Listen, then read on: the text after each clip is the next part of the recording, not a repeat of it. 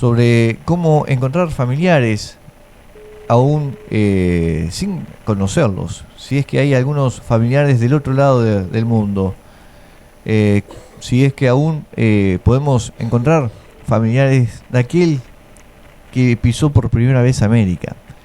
Y por eso Pablo Schindman, que es gerente. Muy buenos días, Pablo Schindman. Franco Bastián de Radio 12 lo saluda. ¿Qué tal, Franco? ¿Cómo estás? Bien. Buenos días. Un placer. Estaba comentando antes de llamarlo de su labor, de encontrar familiares descendientes de aquel primer familiar que llegó y pisó suelo argentino. Sí, es un viaje en el cual todos nos podemos embarcar de poder descubrir y encontrar quién es nuestra familia, cuál es nuestro origen, si realmente ese antepasado lejano llegó de donde dice la familia que llegó, ¿no? Porque todos tenemos en nuestra familia mitos, leyendas, relatos orales que nos van contando, ¿no? Que nos dicen no, porque nosotros venimos de tal lugar o teníamos tal palacio, tal propiedad, tal Exacto. extensión de tierra. Y bueno, con la investigación genealógica uno a veces confirma esos relatos o a veces comprueba que no son reales, ¿no? Si bien Entonces es muy interesante. Exacto, nosotros, en Argentina en sí, somos descendientes de inmigrantes. Y aquí en donde vivimos, en la ciudad de Colón, departamento Colón, la provincia de Entre Ríos, todos somos descendientes de la época del general Urquiza. La mayoría somos descendientes de la época del general Justo José Urquiza, que trajo inmigrantes del Volga, suizos, italianos, para poblar esta zona y darle la identidad que hoy tiene el departamento. Pero uno conoce hasta ciertos familiares. Lo que no conocemos es más atrás. Y usted tiene esa posibilidad de llegar hasta más familiar, y si es que hay personas aún de aquella descendencia.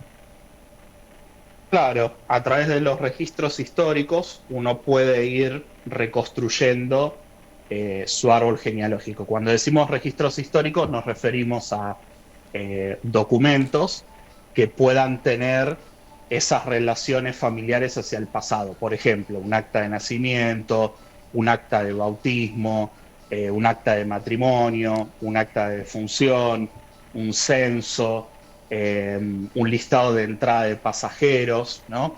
Son registros históricos que tienen esa información. Por ejemplo, en el caso de Entre Ríos tenemos muchos registros de las iglesias católicas que están en la zona, en los distintos pueblos.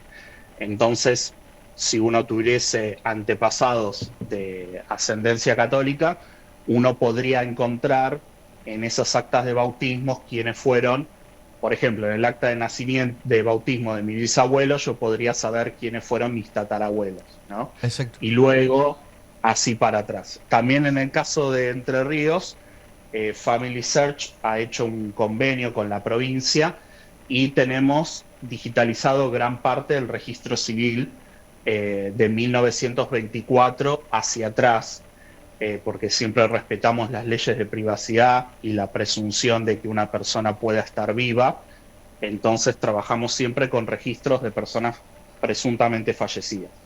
Entonces uno, por ejemplo, podría encontrar, si tiene un abuelo o un bisabuelo nacido antes de 1924, podría encontrar las actas del registro civil y de esa manera ir reconstruyendo el árbol también hacia atrás. Si bien antes las iglesias eran las encargadas de tomar esos datos, era el registro civil en aquellos entonces, pero muchas actas se han perdido, ¿no? Han quedado perdidas en el camino. ¿Cómo se hace para poder recuperar esa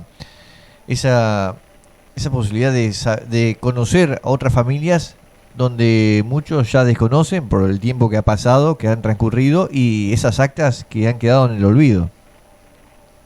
Es una muy buena pregunta. Bueno, Va a depender del origen de cada familia, ¿no?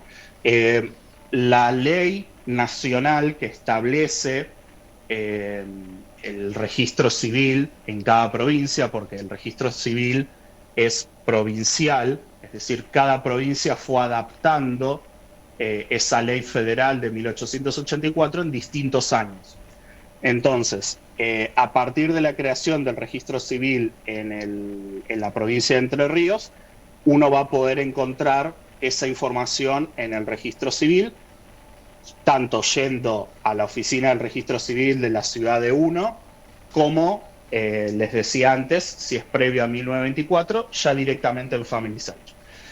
Antes de esa época, esos registros, si la familia de uno es de ascendencia católica, puede encontrar esos registros parroquiales también en Family Search, hasta la fundación o el origen de cada una de esas parroquias, ¿no? Que en algunos casos en Entre Ríos llegan hasta el 1700, o incluso en algunas otras provincias o localidades cercanas también antes.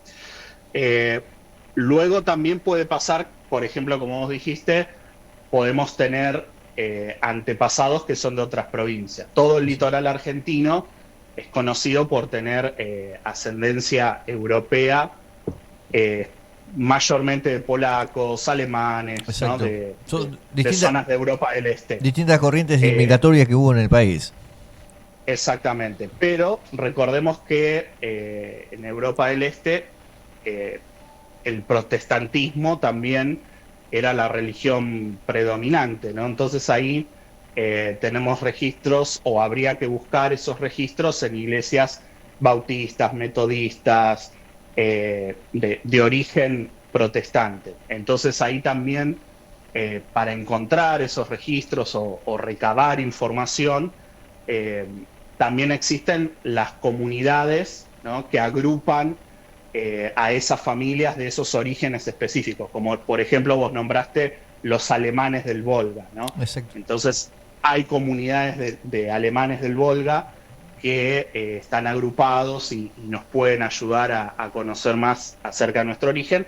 En Family Search tenemos muchos registros de Alemania, tenemos algunos registros de Polonia. La zona de Europa del Este siempre es una zona complicada, pero también hay franceses, y tenemos muchísimo de Francia, tenemos mucho de Italia, tenemos mucho de España, ¿sí? En Family Search tenemos más de registros de más de 150 países. Entonces, como decía, dependiendo un poco del origen de la familia de uno, la facilidad o la capacidad para encontrar los registros disponibles, ¿no? Exacto. Pero hay muchas posibilidades de que uno pueda con relativa facilidad rearmar el árbol de uno. ¿Le ha pasado de buscar personas, familiares de algunas personas que se han acercado a su centro y encontrar familiares aún de aquella descendencia en el otro lado del mundo y que se hayan contactado, que comenzaron a tener una relación? Sí, esto es bastante frecuente, ocurre, hay historias, como decían, en toda la Argentina, ¿no? de descendientes de europeos que han intentado contactar a ambas familias. Te puedo contar un caso muy cercano. Una de mis tías abuelas, que nació en Francia, venía su familia escapando de la guerra en Ucrania, a su vez, ¿no? Estamos hablando del periodo de la Segunda Guerra Mundial.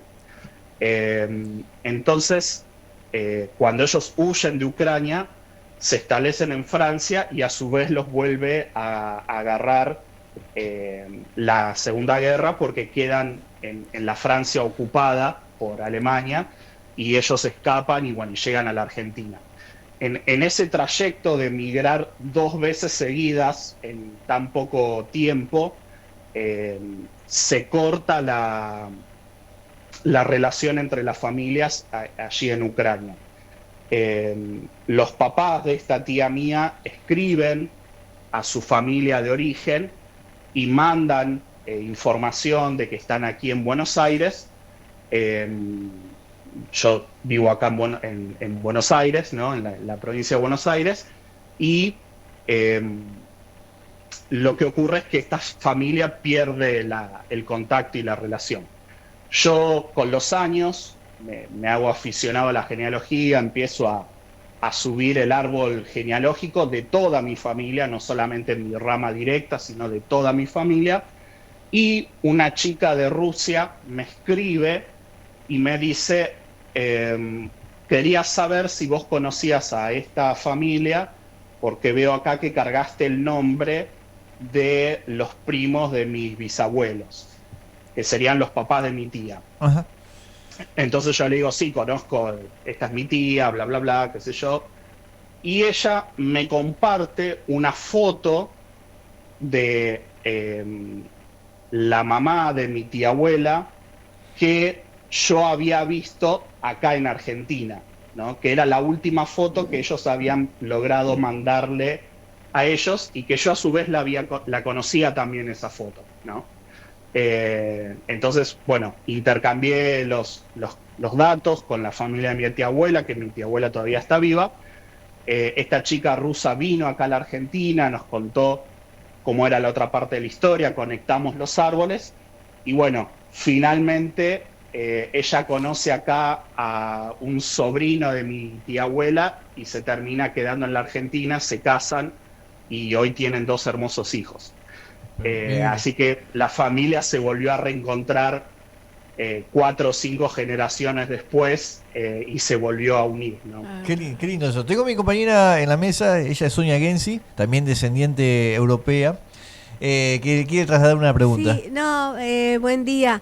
No, me quedé con lo que dijo al principio, que a veces uno cree que tiene una descendencia y descubre después de que no. ¿Se dan muchos casos o cómo? ¿Por qué? ¿Es como que se corta en algún momento y terminamos siendo la descendencia, qué sé yo? Yo tengo, según mi apellido, descendiente de italianos. Pero Tal cual.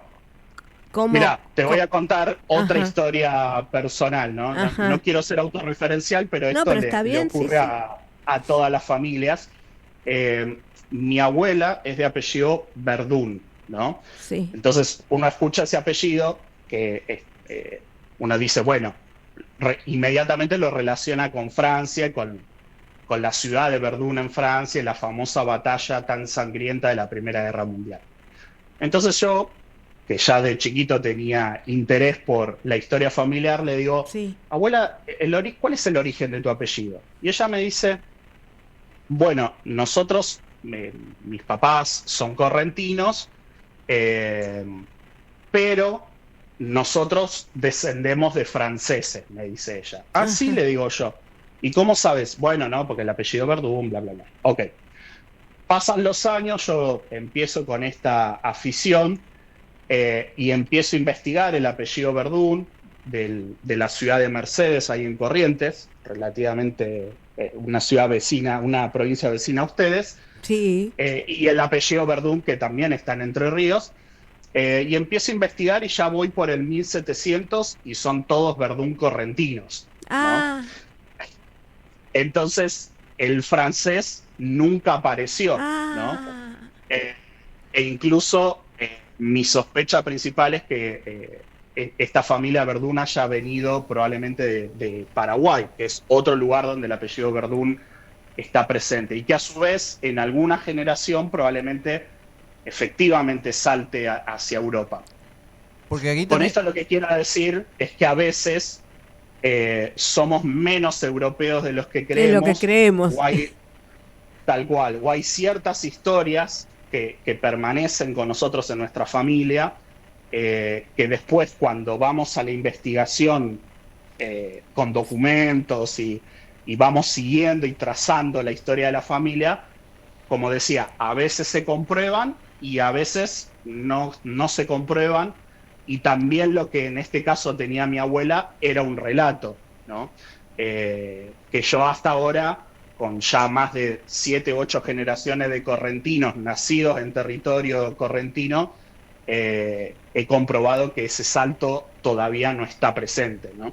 Si bien aquí también hay muchas corrientes migratorias desde Latinoamérica, porque no nos olvidemos, en la época de independencia, de que se fueron formando los países, luego hubo batallas internas hasta que se conformaron lo que es hoy cada país, ¿no?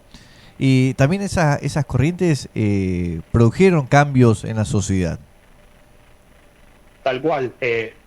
Ustedes están en una zona particularmente que ha sido tormentosa a lo largo de la historia en términos geopolíticos, donde los de la banda oriental, como se llama, ¿no? A los uruguayos, han cruzado la frontera sistemáticamente, lo mismo que los entrerrianos y los correntinos más arriba con Paraguay y con Brasil, ¿no? El sur de Brasil. No nos olvidemos que era territorio paraguayo, parte de Corriente, igual que Misiones. Bien, exactamente. Y Formosa lo mismo también. Que Formosa. Exactamente, que luego de la guerra de la Triple Alianza nos quedamos con ese territorio.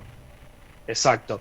Y fíjense en ustedes que hasta el día de hoy hay comunidades donde los límites geográficos de los países es una imposición nuestra, ¿no? Pero a nivel cultural, para ellos es completamente normal cruzar un río, cruzar una calle, estar en un país, en el otro, generar comercio, hacer intercambio, tener familias en ambas orillas o en ambas calles, como dije antes, porque hay geografías de la Argentina donde son calles literalmente, y las personas viven una vida completamente normal. Imagínense hace 100 o 200 o 300 años, esas divisiones geopolíticas eran completamente invisibles, ¿no? Entonces hay un legado cultural en cada familia de muchos, muy rica, ¿no? Que está atravesado por distintas culturas y lo que hoy llamamos distintos países.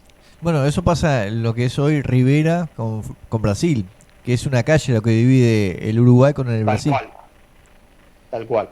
Y obviamente eso también afecta a nuestro origen europeo, las comunidades italianas, las comunidades polacas, las comunidades alemanas y otras comunidades que han sabido mantener aquí en territorio argentino sus costumbres, sus tradiciones, su idioma, ¿no? Estoy pensando de algunos ejemplos que conozco sobre la otra margen en Entre Ríos del Paraná. Están colonias rusas, colonias polacas, donde ellos han mantenido su idioma, sus costumbres, sus trajes típicos, sus celebridades, sus comidas, ¿no? Hay toda la zona de Villa María, Diamante. También tenemos colonias judías aquí en el centro de la provincia. Exacto, también ha habido colonias judías que han venido con estas migraciones de Europa del Este.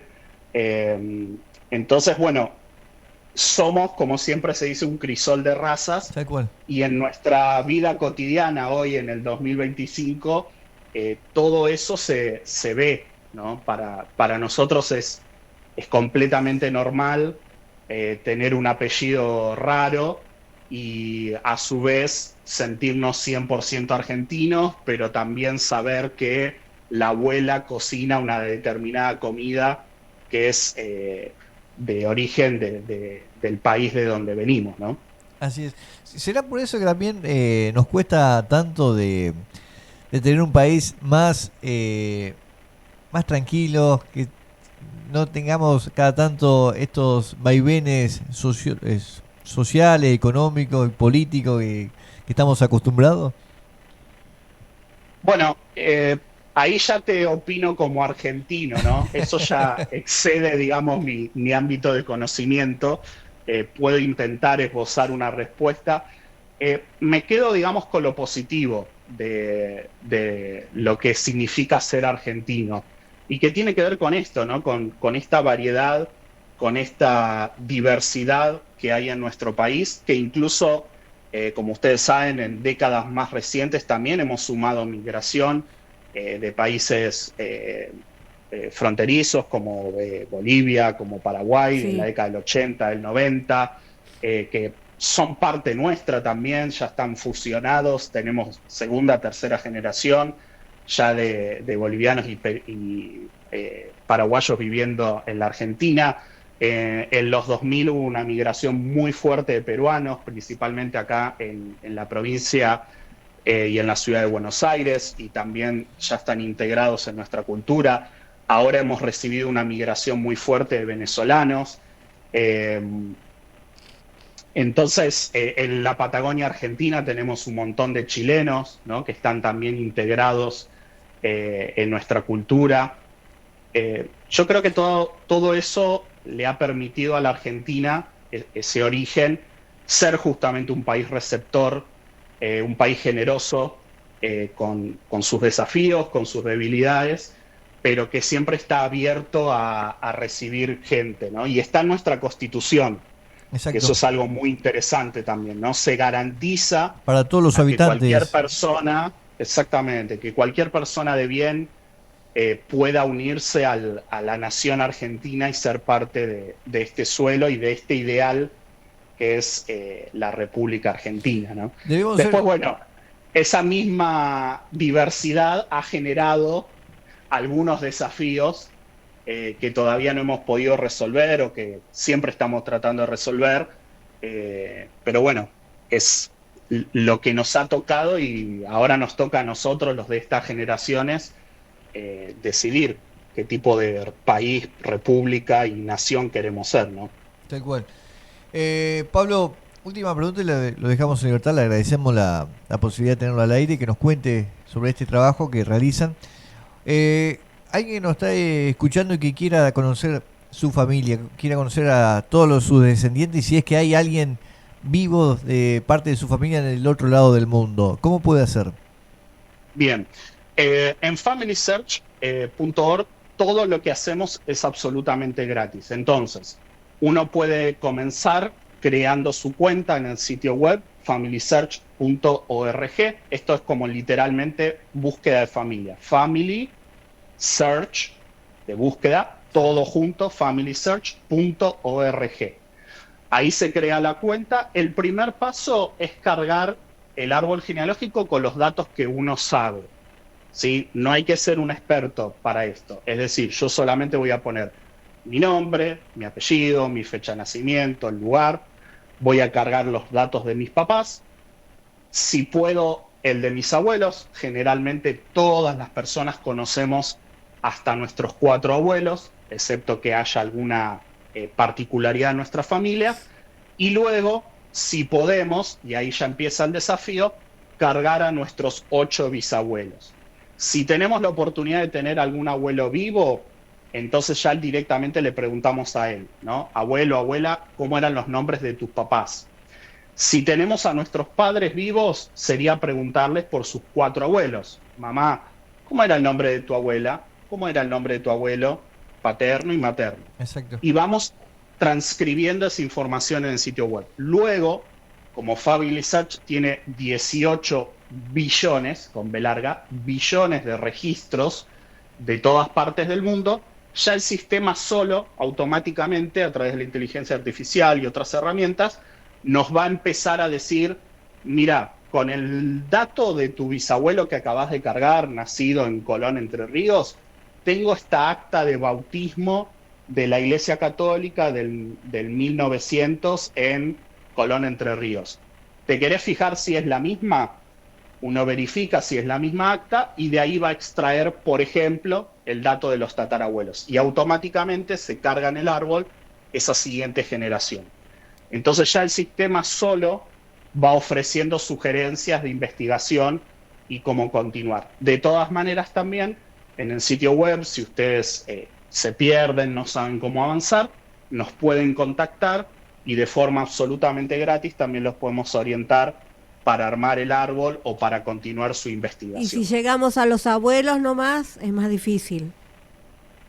La idea es tratar de obtener la mayor cantidad de información posible con las personas que están vivas, ¿sí? Como te decía, poder preguntarle a tus padres, si tenés la oportunidad de tenerlos vivos, hurgar en los registros familiares. A veces hay un cajón de la familia donde está toda esa información, ¿no? A veces lo tiene alguna tía muy anciana que todavía está viva, Entonces hay que ir a visitarla a la tía y decirle, tía, ¿cómo estás? Tantos años.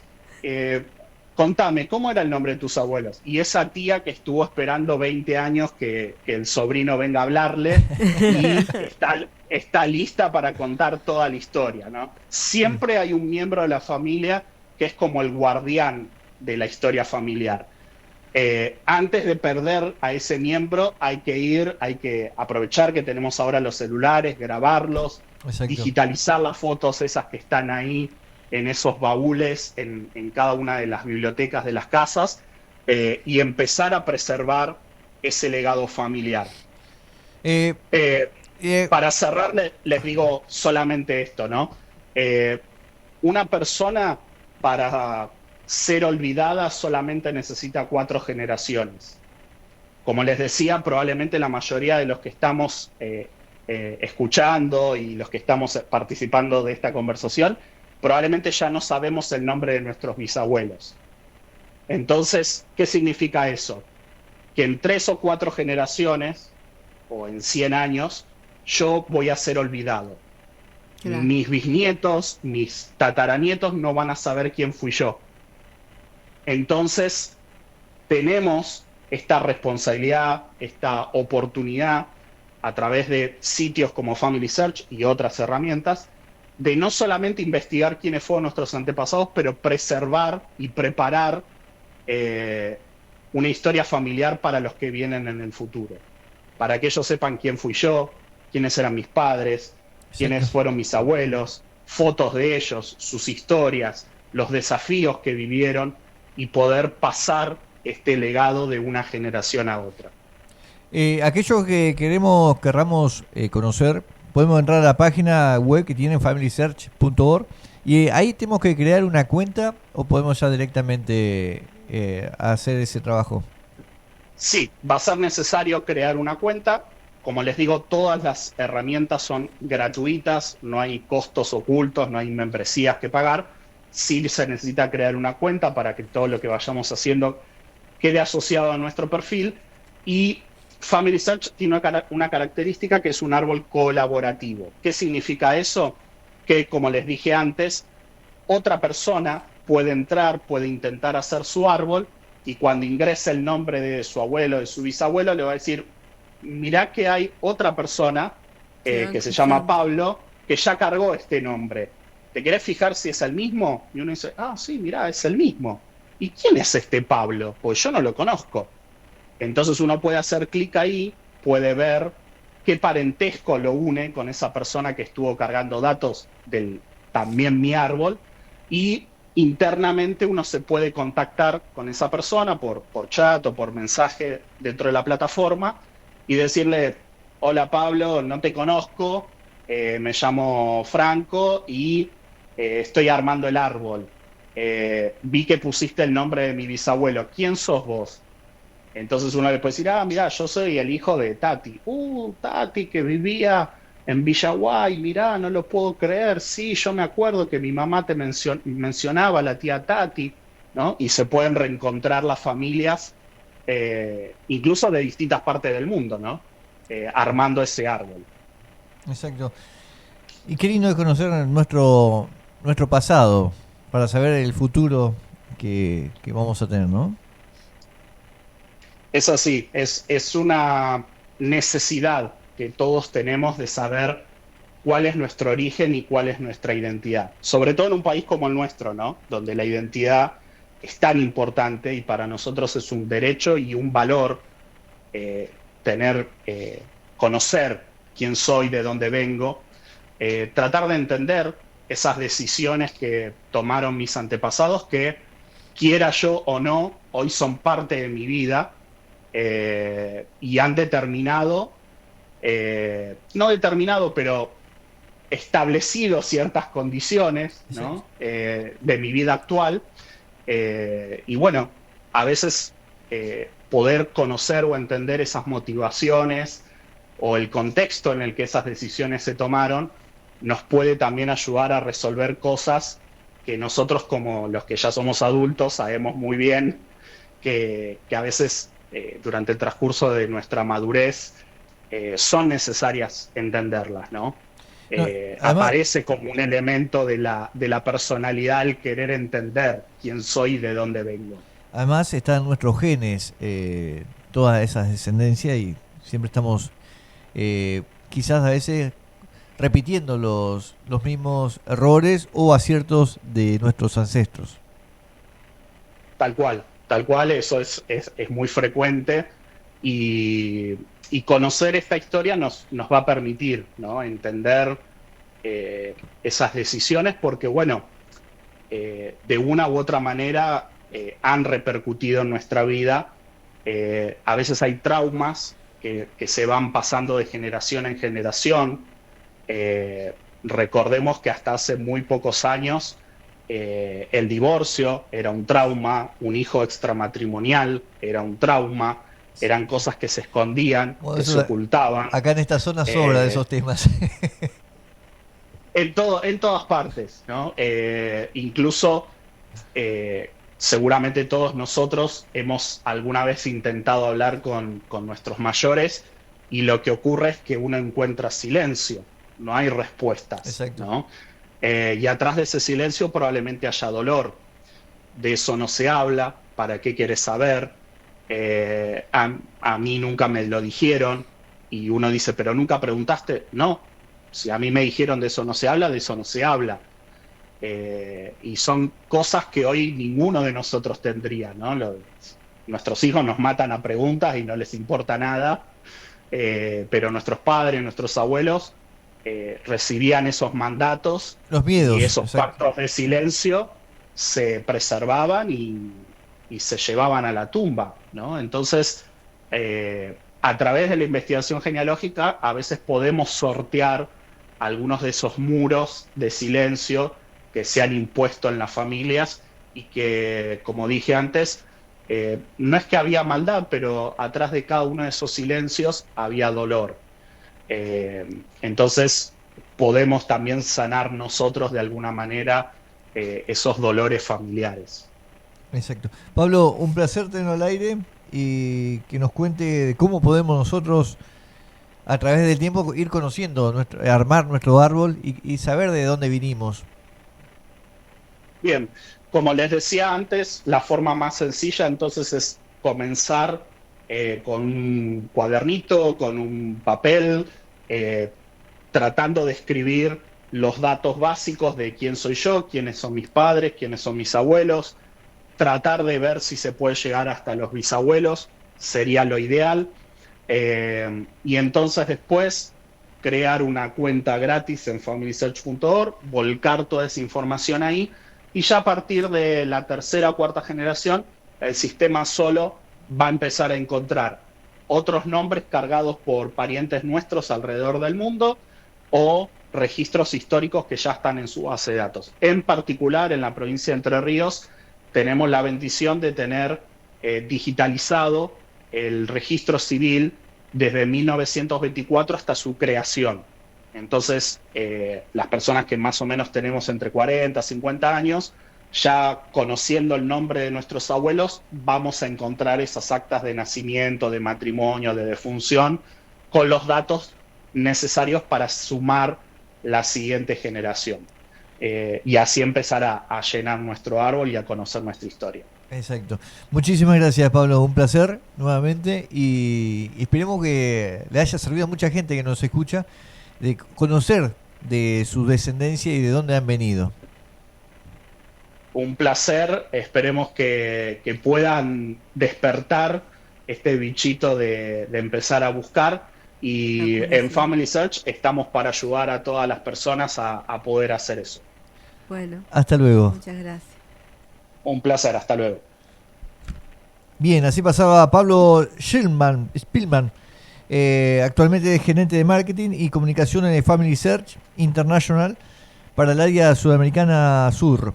Él se encarga de armar nuestro propio árbol genealógico.